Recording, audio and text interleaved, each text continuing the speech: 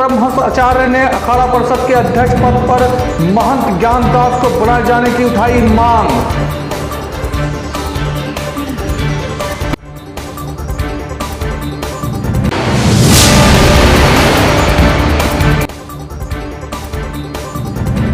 कानून को रद्द व बिजली बिल संशोधन की मांगों को लेकर भारत बंद का आह्वान। नमस्कार, मैं हूं मानसी सुदर्शन। आप देख रहे हैं सिटी न्यूज। मैं आप सभी दर्शकों का करती हूं स्वागत। अब बढ़ते हैं खबरों की तरफ। भगवान राम की नगरी अयोध्या में विकास को देखते हुए देश की कई संस्थाएं सामने आने लगी हैं। इसी क्रम में वर्ल्ड टूरिज्म डेवलपमेंट सोसाइटी के तहत जिले के निजी होटल में सोसाइटी के उप निदेशक श्री आर.पी. यादव ने कार्यक्रम का आयोजन किया, जिसमें श्री यादव ने कहा कि अयोध्या विकास की ओर अग्रसर है और हमारी संस्था विकास कार्य में बढ़ चढ़कर भाग लेना चाहती है। गंगा जमुनी के इस शहर में प्रदेश सरकार द्वारा विकास कार्य तेजी से हो रहा है। इस क्रम में हमारी संस्था आम जनमानस को जागरूक करने का काम करेगी। इस भूमि पर जहां रामलला विराजमान है, वहीं मकबरा गुलाबबाड़ी जैसी धरोहर भी है। इसमें ये प्रतीत होता है कि विकास कार्य को आगे बढ़ाने से आम जनता भी आगे आना चाहती है। उप निदेशक श्री आर.पी. यादव द्वारा ये कार्यक्रम आयोजित किया गया था। Tourism for inclusive growth, tourism के द्वारा एक समेकित विकास, चाहे वो समाज का हो, शहर का हो, देश का हो, कैसे किया जा सकता है, इस पर एक संगोष्ठी थी और संगोष्ठी में ये बताया गया, चर्चा की गई आम जनमानस के साथ कि कैसे हम अपने अयोध्या शहर का समेकित विकास किया जा सकता है। समेकित विकास का मतलब कल्चरल डेवलपमेंट कैसे कर सकते हैं, इंफ्रास्ट्रक्चरल डेवलपमेंट कैसे कर सकते हैं और होटल इंडस्ट्री का डेवलपमेंट कैसे हो सकता है, एविएशन इंडस्ट्री का डेवलपमेंट कैसे हो सकता है, एम्प्लॉयमेंट जनरेशन कैसे हो सकता है। इन सारी चीज़ों पर विस्तृत चर्चा हुई और हमें आशा ही नहीं पूर्ण विश्वास है कि आने वाले दिनों में सरकार की जो प्रगतिपूर्ण कार्य चल रहे हैं उसके द्वारा अयोध्या विश्व पटल पर टूरिज्म के क्षेत्र में जाना जाएगा। आपको मालूम ही है कि हिंदू पिलग्रिम्स के अतिरिक्त, भगवान राम जन्मभूमि की अतिरिक्त भी यहाँ पर 5 जैन तीर्थंकर के जो है जन्मस्थली है। हजरत नूह का है यहाँ पे और मकबरा है और आपका गुलाबबाड़ी है। तो ये सभी दर्शाते हैं कि अयोध्या एक हारमोनी का शहर है, सर्वधर्म समभाव का शहर है और हम अयोध्या को एक सर्वधर्म समभाव के शहर के रूप में देखते हैं और यहाँ हर धर्म के लोग अपनी अपनी आस्था व्यक्त करने आते हैं, आते रहेंगे और यहाँ के लोकल लोगों का एम्प्लॉयमेंट जनरेशन के रूप में, होटल इंडस्ट्री के रूप में या फिर ट्रांसपोर्टेशन के रूप में उनका विकास होता रहेगा। कल्चरल विकास होगा, आध्यात्मिक विकास होगा। इसी विश्वास के साथ हम लोग आज यहाँ आए थे और एक चर्चा यहाँ पर आयोजित की गई थी। फैजाबाद जंक्शन स्थित नॉर्दर्न रेलवे मेंस यूनियन के कार्यालय पर northern railway men's union Faizabad शाखा के कर्मचारियों ने संयुक्त किसान मोर्चा के द्वारा भारत बंद के आह्वान के समर्थन में प्रदर्शन किया। All India railway men's foundation एवं नॉर्दर्न रेलवे मेंस यूनियन के निर्देशन पर सरकार द्वारा किसानों की मांगों को पूरा न करने एवं लंबे अरसे से चल रहे आंदोलन के प्रतिरूप भारत बंद के नैतिक समर्थन में तथा कर्मचारी विरोधी नीतियों तथा रेलवे के निजीकरण व कर्मचारियों पर असंवैधानिक दबाव बनाकर कार्य करने और रिक्त पदों को न भरकर आउटसोर्सिंग के तहत रेलवे कार्य को कराने और ठेका मजदूरों के साथ उचित कार्य आवंटन एवं न्यूनतम मजदूरी के भुगतान न करने व अन्य मांगों के खिलाफ जोरदार प्रदर्शन किया। सरकार ने से मांग पूरी करने की मांग की। इस अवसर पर कार्यक्रम में कामरेड राजा राम मंडल उपाध्यक्ष के निदेशक, कामरेड अंजुम मुख्तार खान की अध्यक्षता व कामरेड हीरालाल शाखा मंत्री के संचालन में संपन्न किया गया। नई दिल्ली के आह्वान पर हमारे महामंत्री कामरेड शिवगोपाल मिश्रा जी ने आज ये कहा है कि भारतीय किसान यूनियन के द्वारा जो ये आंदोलन किया जा रहा है, इस आंदोलन में जो उनकी मांगे हैं उसके समर्थन में नैतिक रूप से हम लोग आपके साथ हैं। ऐसे में हम केवल उनका नैतिक समर्थन करते हैं और आज का ये कार्यक्रम उसी पक्ष में है, उसी पक्ष में है। किसी भी प्रकार का कोई हड़ताल नहीं कि मॉरल बूस्टअप करने के लिए ही हम लोग इसमें काम कर रहे हैं और इसके अलावा फिजिकली तौर पर हम लोग इसमें कुछ नहीं करेंगे। ऐसा कुछ नहीं है, हमारे यहाँ इस प्रकार का कोई निर्देश नहीं है और जब तक हम लोगों को ऊपर से निर्देश नहीं मिलता, हमारा नेतृत्व नहीं कहता, हम लोग कोई कार्यक्रम नहीं करते हैं। क्योंकि एक अनुशासन में रह करके ही हम लोग काम करते हैं। आज ऐसा कोई निर्देश नहीं है। शाखा मंत्री कानून को रद्द करने व बिजली बिल संशोधन 2021 को वापस लिए जाने जैसे तमाम मांगों को लेकर भारत बंद का आह्वान करने निकले संयुक्त किसान मोर्चा के 20 कार्यकर्ताओं को अयोध्या पुलिस चौकी में गिरफ्तार कर लिया। संयुक्त किसान मोर्चा के संयोजक मायाराम वर्मा ने यदि सरकार हमारी मांगे मानती है तो हमारा आंदोलन समाप्त होगा, नहीं तो हमारी मांगे नहीं पूरी होंगी तो आंदोलन और भी वृद्ध होगा। किसान मोर्चा जो 10 महीनों से लगातार दिल्ली की चारों सीमाओं पर धरना प्रदर्शन कर रहा है, उसी के आह्वान पर आज 27 को भारत बंद कार्यक्रम के तहत हम लोग सुबह 8 बजे चौक में पहुँचे और चौक में इकट्ठा होने के बाद व्यापारी भाइयों से अपील करते हुए पैदल हम लोग रिकाबगंज की तरफ बढ़े। उसके बाद रिकाबगंज से कसाबबाड़ा होते हुए फतेहगंज से जो है चौक की तरफ बढ़े, लेकिन पुलिस कई जगह हम लोगों को रोकने का प्रयास किया। हम लोग लेकिन आगे बढ़ते गए और जाकर जब हम लोग चौक पुनः पहुँचे तो वहाँ भारी पुलिस बल के जवानों ने हम लोगों को रोक लिया और गिरफ्तार कर लिया। गिरफ्तार करके हम लोग को पुलिस लाइन आज यहाँ लाई है और हम लोग उनके गिरफ्तारी में हैं। अब आगे की रणनीति तो हमारे जो संयुक्त मोर्चा के राष्ट्रीय पदाधिकारी हैं जो तय करेंगे और किसान का जो मांग है अगर सरकार उसको मान लेती है तो ये आंदोलन ख़त्म होने की वहाँ से घोषणा होगी। हम लोग जो है आंदोलन ख़त्म कर लेंगे और किसानों की मांग अगर नहीं मांगी जाती है तो ऐसे आंदोलन निरंतर चलता रहेगा। चौधरी राम सिंह पटेल, जिला अध्यक्ष राष्ट्रीय लोकदल फैजाबाद, प्रवक्ता संयुक्त मोर्चा जनपद अयोध्या। संयुक्त किसान मोर्चे के आह्वान पर आज भारत बंद का आह्वान है। उसी क्रम में अयोध्या जनपद को भी संयुक्त किसान मोर्चा अयोध्या ने बंद कराने का पूरा प्रयास किया और चौक से हम लोग चल करके दुकानदारों से अपील करते हुए बंदी की। रकाबगंज आए, रकाबगंज से कसाबबाड़ा होते हुए फतेहगंज और फतेहगंज से आगे बढ़ते हुए चौक की तरफ जाते समय पुलिस ने कई बार रोकने का प्रयास किया। उसके बाद भी हम लोग घेरा तोड़ करके चौक में जा कर के भारी पुलिस बल के साथ हम लोगों को संयुक्त मोर्चा के कार्यकर्ताओं को गिरफ्तार कर लिया गया और वहां से गिरफ्तारी के बाद सभी साथियों को पुलिस लाइन लाया गया। कृषि कानून को रद्द करने सहित विभिन्न मांगों को लेकर संयुक्त किसान मोर्चा के बैनर तले किसानों की जगह जगह रैली निकालकर अपना प्रदर्शन किया। हालांकि सुरक्षा व्यवस्था में तैनात पुलिसकर्मियों ने उन्हें रोक लिया और गिरफ्तार कर पुलिस लाइन भेज दिया। गिरफ्तारी से नाराज किसानों ने सरकार के खिलाफ जमकर नारेबाजी की और विरोध दर्ज कराया। किसानों का कहना है कि केंद्र व प्रदेश सरकार पुलिस के बल पर किसानों की आवाज़ दबाने में लगी है। इसे किसी भी कीमत पर बर्दाश्त नहीं किया जाएगा। किसानों का कहना है कि जब तक सरकार उनकी मांगों को नहीं मानेगी तब तक उनका आंदोलन जारी रहेगा। अयोध्या में 1 दिवसीय राष्ट्रीय व्यापी ग्रामीण बैंक कर्मियों की हड़ताल की।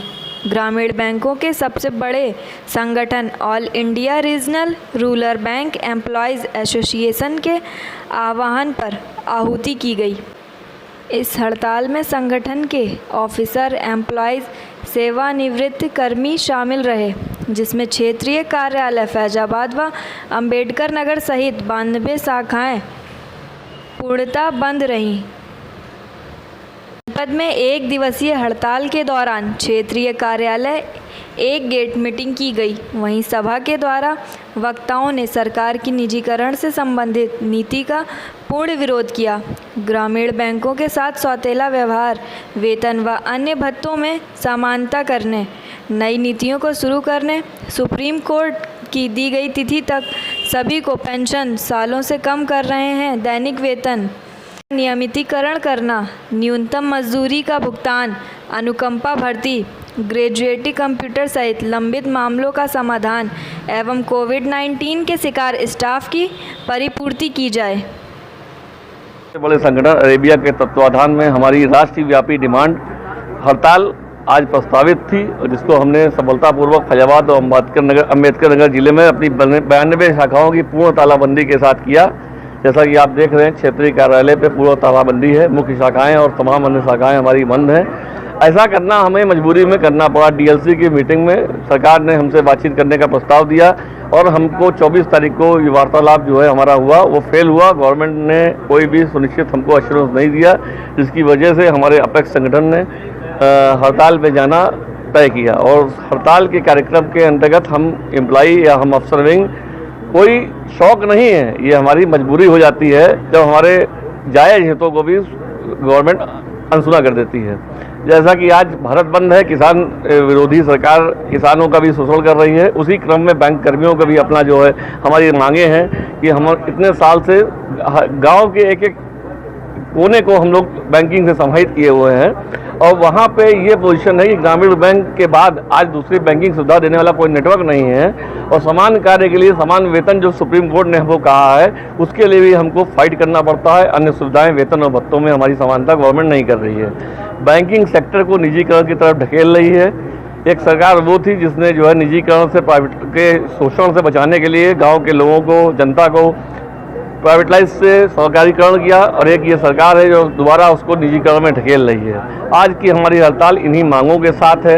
हमारे दैनिक वेतन भोगी कर्मी जो है हमारे साथ 20 साल से काम कर रहे हैं और हर शाखा में मैनेजर आते हैं, कैशियर आते हैं, जाते हैं। दैनिक वेतन भोगी कर्मी हमारा जो है हर तरीके से बैंक की सेवा करता है, लेकिन उसके नियमितीकरण का कोई प्रयास नहीं होता। उसके वेतन मुद्दे में न्यूनतम वेतन का प्रावधान नहीं हो रहा है। इन्हीं सब मांगों को लेकर हमारी जो मांग है आज की हड़ताल है और हम सरकार सिंघल के जयंती समारोह पर कार सेवकपुरम में निःशुल्क कृत्रिम अंग प्रत्यारोपण एवं सहायता उपकरण वितरण शिविर का आयोजन किया गया, जिसका शुभारंभ श्री राम जन्मभूमि तीर्थ क्षेत्र ट्रस्ट के महासचिव चंपत राय व नगर विधायक वेद प्रकाश गुप्ता ने दीप प्रज्वलित कर किया।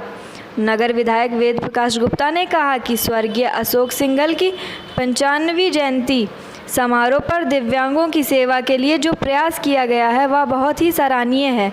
उन्होंने कहा, राम मंदिर आंदोलन के महानायक रहे स्वर्गीय अशोक सिंघल का भव्य राम मंदिर का जो सपना था आज वह पूरा हो रहा है। यही उनके लिए सच्ची श्रद्धांजलि है। श्रद्धेय अशोक सिंघल जी की 95वीं जन्म जयंती के समारोह पर अशोक सिंघल जी फाउंडेशन महावीर विकलांग समिति के संयोजन में आज कृत्रिम अंग दिव्यांगों के लिए लगाने का शुभारंभ हुआ है। माननीय चंपत जी ने इसका शुभारंभ किया, दीप प्रज्वलित करके मैं भी उनके साथ में मौजूद था। और निश्चित रूप से हिंदू हृदय सम्राट, विश्व हिंदू परिषद के अंतर्राष्ट्रीय अध्यक्ष और इस जन्मभूमि आंदोलन के महानायक श्रद्धेय अशोक सिंघल जी की आज इस पुण्य तिथि पर मैं उन लोगों को जिन्होंने ये कार्यक्रम आयोजित किया बहुत आभार व्यक्त करता हूँ। ये सच्ची श्रद्धांजलि उनके लिए है, क्योंकि उन्होंने हमेशा गरीबों के लिए, समाज के हर वर्ग के लिए काम करने का प्रयास किया। और अयोध्या में दिव्य भव्य राम मंदिर जो उनका संकल्प था आज पूरा हो रहा है। निश्चित रूप से आज के दिन हम उनके ऋणी हैं कि उन्होंने पूरे देश और दुनिया में जन्मभूमि आंदोलन को जिस प्रकार से शीर्ष पर पहुंचाया और बच्चे बच्चे के मुंह से राम जन्मभूमि को लेकर लगातार हम देखते थे। उस समय आंदोलन के समय चर्चा रहती थी, मन में भावना रहती कि रामलला हम आएंगे, मंदिर वहीं बनाएंगे। तो निश्चित रूप से आज वो चरितार्थ हो रहा है, वो उनका जो संकल्प था, सपना था, वो पूरा हो रहा है। आज के दिन ये हमारी उनके लिए बहुत ही भावभीनी श्रद्धांजलि है। और निश्चित रूप से उन सब संस्थाओं के लिए जिन्होंने इस कार्यक्रम को कार्ड से ऊपर में आयोजित करके अयोध्या के इस क्षेत्र के दिव्यांगों को एक अवसर दिया है पुनर्वास का। और माननीय प्रधानमंत्री जी ने तो बहुत बड़ा गौरव और सम्मान देने का काम किया। विकलांग शब्द को बदलकर दिव्यांग कराकर उन्होंने दिव्यांग समाज को एक बहुत बड़ा सम्मान दिलाने का काम किया। पेंशन हम लोगों ने माननीय मुख्यमंत्री जी ने दिव्यांग पेंशन बढ़ाने का काम किया। दिव्यांगों को कैसे आर्थिक रूप से और शैक्षणिक रूप से उनको उनका पुनर्वास हो सके और वो अपने पैरों पर खड़े होकर अपने परिवार का और समाज का काम कर सके और समाज में उनको समाज। ये 5 दिन का कार्यक्रम है और इसमें अभी तक 268 रजिस्ट्रेशन हो चुके हैं। आज 18 लोगों को बुलाया गया था, जो लोग आ गए हैं और कार्य चालू है। जगत गुरु परमहंस आचार्य ने अखाड़ा परिषद के अध्यक्ष पद पर श्री महंत ज्ञानदास जी को बनाए जाने की मांग उठाई है। श्री ज्ञानदास जी पूर्व में रह चुके हैं अखिल भारतीय अखाड़ा परिषद के अध्यक्ष। 13 अखाड़े मिलकर चुनते हैं अखाड़ा परिषद के अध्यक्ष को। तपस्वी छावनी के पीठाधीश्वर जगत गुरु परमहंस आचार्य ने उठाई बड़ी मांग। दिगंबर अखाड़े से संबंधित है। तपस्वी छावनी पीठ जगत गुरु परमहंस आचार्य ने अन्य अखाड़ों से की है अपील, श्री महान ज्ञानदास जी महाराज को चुने अखाड़ा परिषद का अध्यक्ष। अखाड़ा परिषद अध्यक्ष नरेंद्र गिरी के निधन के बाद रिक्त हो गया है अखाड़ा परिषद के अध्यक्ष का पद। पूर्व अखाड़ा परिषद के अध्यक्ष महंत श्री ज्ञानदास जी को पुनः अखाड़ा परिषद का अध्यक्ष बनाए जाने की मांग मैं आचार्य पीठ श्री तपस्वी जी की छावनी से श्री तपस्वी छावनी पीठाधीश्वर जगत गुरु परमहंस आचार्य करता हूं। जिस तरह से अखिल भारतीय अखाड़ा परिषद के अध्यक्ष महंत नरेंद्र गिरी के निधन के बाद में अभी सीबीआई जांच चल रही है, तथ्य जो भी सामने आए, लेकिन अखाड़ों की बहुत बड़ी महिमा है। उसके लिए उस स्तर का ही नेतृत्व चाहिए जो संत समाज की मर्यादा और गरिमा के अनुरूप काम करे। वर्तमान में श्री ज्ञानदास जी से अधिक योग्य मुझे कोई नहीं दिख रहा है। इसलिए मैं ये मांग करता हूं कि सभी जो अखाड़े हैं वो एकजुट होकर के और पूर्व अखाड़ा परिषद श्री महंत ज्ञानदास जी को वर्तमान में अखाड़ा परिषद अध्यक्ष बनाया जाए। अयोध्या में खोजनपुर निराला नगर वासियों को जल भराव के चलते खासी मुश्किलों का सामना करना पड़ रहा है। यह हाल रामनगरी अयोध्या का है, जहां के विकास को लेकर राज्य हो या केंद्र सरकार सभी बड़े बड़े दावे करते हैं, लेकिन हालात ज़मीन पर वैसे नहीं हैं। लोग जल भराव के चलते अपने अपने घर बंद कर पलायन करने को मजबूर हैं या फिर पानी में घुसकर गंदगी से होकर जाना पड़ रहा है, जिसके चलते कॉलोनी वासियों पर डेंगू जैसी संक्रमण बीमारी का खतरा भी मंडराने लगा है। सबसे पहले इन लोगों को देखिए, जिसमें बच्चियां भी हैं, महिलाएं भी हैं और उनके घर के पुरुष भी। यह सब कॉलोनी में जल भराव का दस्त झेल रहे हैं। इसमें से कुछ के घरों में तो अभी तक पानी भरा हुआ है। जल भराव के चलते बच्चे और महिलाएं तो अपने घर में कैद हैं या फिर अपने घर में बंद करके पलायन करने को मजबूर हों। जैसा कि आप लोग देख ही रहे हैं, यहाँ पे इतना ढेर सारा पानी भरा हुआ है। हम लोग की क्लासेस चल रही हैं, कोचिंग जाना है, तो हम लोग किधर से जाएं? बारिश का पानी भरा हुआ है तो हम लोग को निकलना बहुत ज़्यादा मुश्किल हो रहा है। हम लोग निकल भी रहे हैं तो एक छोटी सी खिड़की है, उसी से बाहर निकलना हो रहा है। हम लोग को निकलने में बहुत ज़्यादा प्रॉब्लम हो रही है। हम लोग जब निकलते हैं, सीढ़ी से निकलना है, अभी गिर जाएँ, कोई भी प्रॉब्लम होती है तो इसका कोई जिम्मेवार नहीं है। तो इसीलिए हम ये चाहते हैं कि आप लोग जाके ये बाहर बताएं और जिससे हो सके आप ये हम लोग की मदद करवाएं और ये जो है जल्दी से जल्दी ठीक करवाएं। क्या नाम आपका? यहाँ पर इतने पानी भरा हुआ है, 3 फीट तक पानी भरा हुआ है। बच्चे छोटे हैं, कोचिंग जाने में भी दिक्कत है। मैं भी बाहर नहीं निकल सकती और खिड़की है छोटी सी, उसी से सभी लोग जा आ रहे हैं। कभी गिरते हैं, कभी चोट लग जाती है। लागने में भी हम लोगों को लेडीज़ को बहुत दिक्कत होती है। तो जल्द से जल्द कार्रवाई की जाए कि नाली बने और सड़क बने, पानी निकाला जाए। क्या नाम आपका है? अभी हल्दी बरसात होता है उसी टाइम से हमारे घर के सामने जो रोड है इस पर तकरीबन 3 फीट पानी भरा हुआ है। आने जाने में बहुत ही ज़्यादा दिक्कत हो रहा है। जेंट्स तो किसी तरह के चले भी जाते हैं, लेकिन बच्चे जो हैं, लेडीज़ खास करके लड़कियाँ, इनको बहुत ही ज़्यादा दिक्कत हो रहा है आने जाने के लिए। है ये यहाँ पर रह रहे हैं, कितना 15-20-25 लोग रह रहे हैं यहाँ पर।